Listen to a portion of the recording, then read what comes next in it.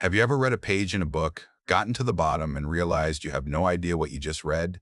What if I told you there's a way to not just remember more, but to remember almost everything you learn? And that some of the best students in the world, like those in Japan, use these methods not by magic, but by design. We live in an age of information overload. For most of us, our memory feels like a leaky bucket. We pour information in, and it just drains away. But then you see students in places like Japan, where university entrance exams are famously brutal, requiring them to recall vast amounts of information. How do they do it? Is it just relentless, robotic cramming? The truth is far more interesting. It's not about working harder, it's about working smarter with your brain. Today, we're going to unlock three of those powerful techniques: spaced repetition, active recall, and the mind palace. Let's start with the biggest enemy of memory, the forgetting curve.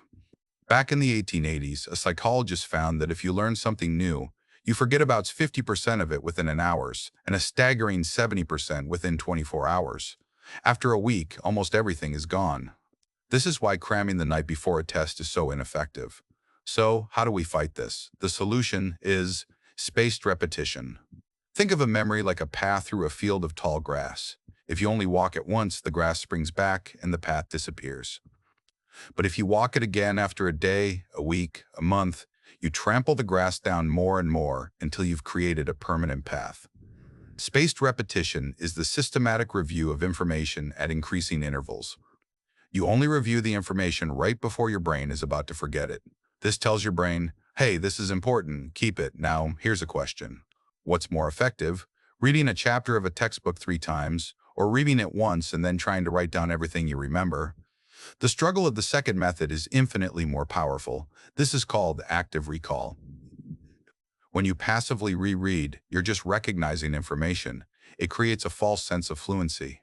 But when you close the book and force yourself to retrieve the information, you are actively strengthening the neural pathway to that memory. So, how can you do this?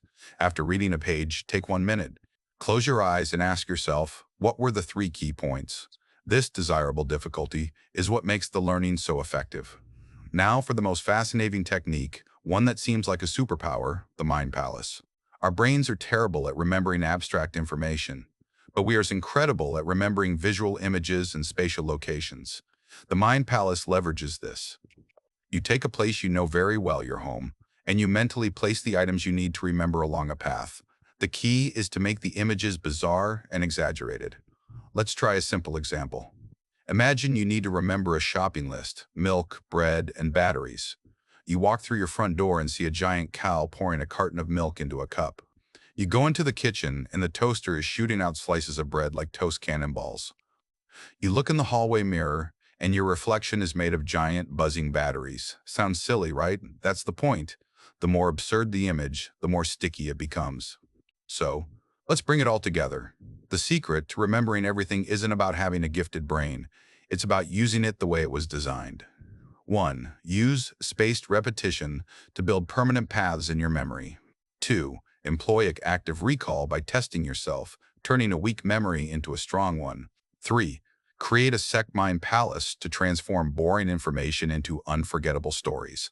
This is for anyone who wants to learn a new language, remember key points for a presentation, or even just never forget a name again.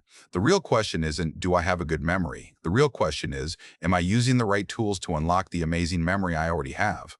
Your call to action is this: pick one thing you need to learn this week, and try just one of these techniques.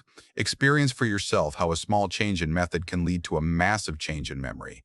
If you found this helpful, let me know in the comments below. And if you want to remember to keep learning, well, you know what to do. If you enjoyed the content, don't forget to subscribe.